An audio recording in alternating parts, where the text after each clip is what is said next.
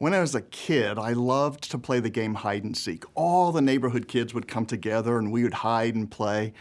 But there was an interesting phrase we used to always say, and I'm sure you said it too, something like "ollie ollie oxen free." And that indicated that anybody that was hiding could now come into the open without losing the game. And I thought that was so cool. In other words, all of those who are out may come in without penalty.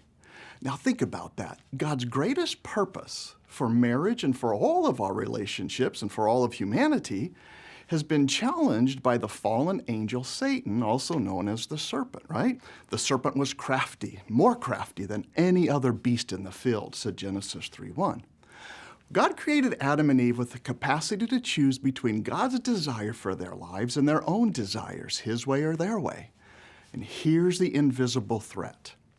Satan entered this story, our story, and convinced them to trust their own way rather than God's. And immediately they moved away from oneness and they drifted towards isolation from each other and God. So for the first time, people experienced shame. Remember in Genesis 3:7, they sewed together fig leaves and they experienced guilt. The man and his wife hid themselves in verse 8. They were afraid. They said, "I was afraid, so I hid." And we started to shift blame. The woman you gave, and the serpent deceived me.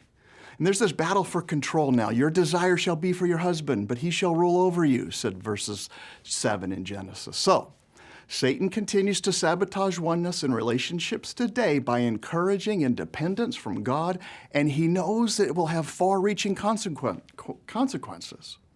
You see, it distorts our vision of God's existence and what he does, and it destroys God's influence on our future and on future generations.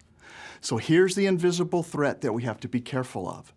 That disruption of companionship between friends and between partners and between spouses. In Genesis 3, God's first words to us fallen, sinful, but loved and beautiful people was this. 3 penetrating yet softly spoken words. He wasn't screaming. He wasn't angry. He was full of compassion, like ollie ollie oxen free. I was afraid. I was ashamed, so I hid. And if we come in, we win. And we're still doing that with our scars and with the way we hide from God. But Jesus' 3 words said, "It is finished." No more shame, and we get to put on his robes of righteousness. And that invisible threat now is something that has turned into one of the most awesome, amazing stories of all of creation.